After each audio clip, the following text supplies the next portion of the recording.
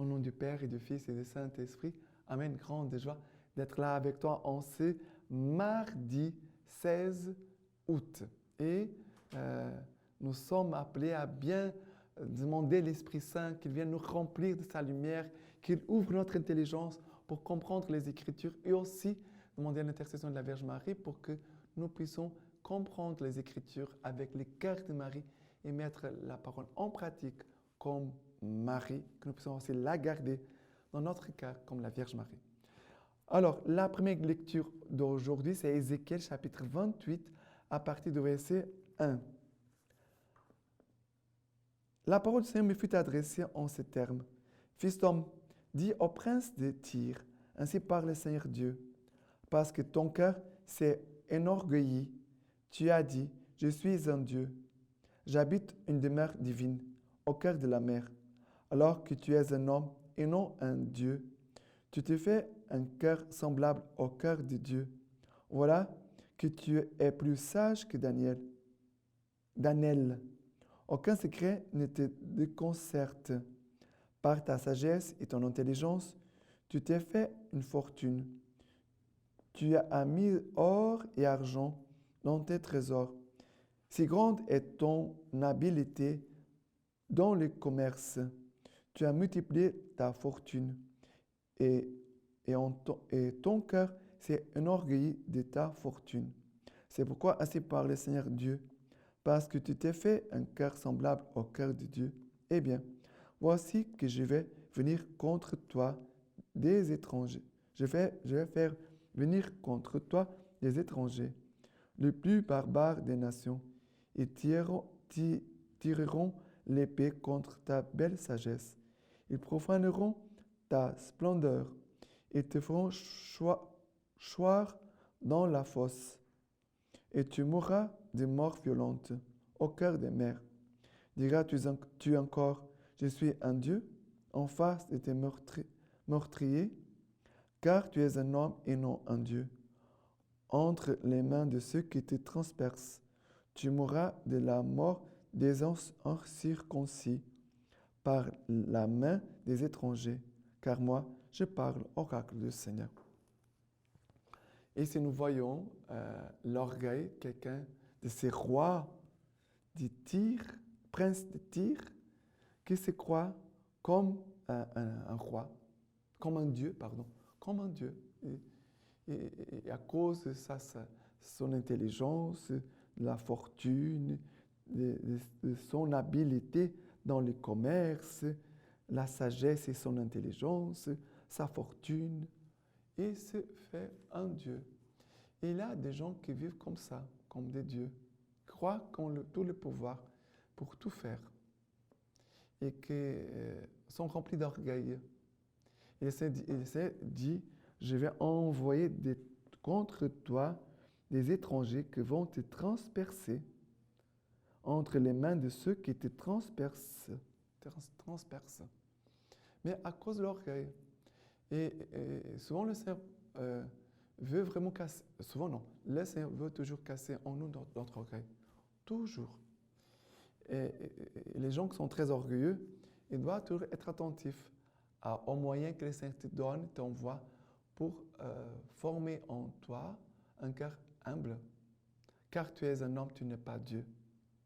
Et le Seigneur veut vraiment nous faire avoir cette conscience. Car tu es un homme et non un Dieu. Tu es un homme, tu es fragile, tu es limité. Tu ne sais pas tout. Tu ne pourras toujours faire les choses. Et il y a des gens qui vivent le monde présent comme s'ils allaient vivre toujours comme ça. Même si aujourd'hui, il a beaucoup d'intelligence, une fortune, tout ça. Mais demain, tu peux te perdre et tu peux revenir à zéro. C'est pour cela qu'avec tout ce que nous sommes, nous devons faire attention pour ne pas nous appuyer sur les biens. On s'appuie toujours en Dieu.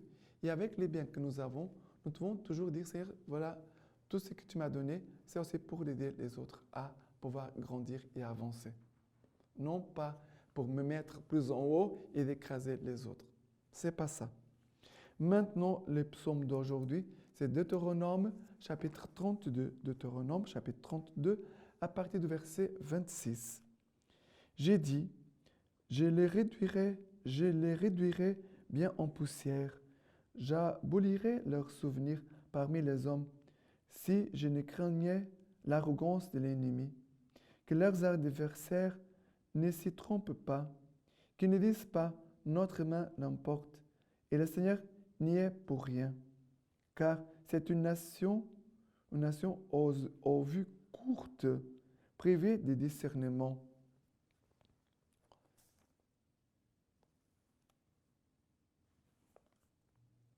Et après le verset 30.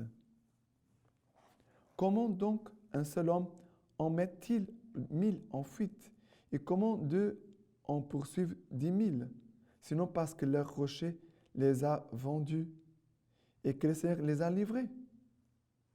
À moi la vengeance et la rétribution, pour le temps où leur pied trébuchera, car il est proche, le jour de leur ruine.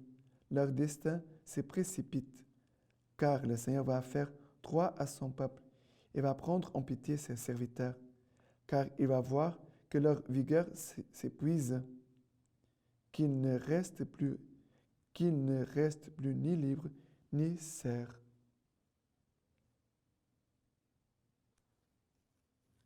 Alors il dira, c'est fini.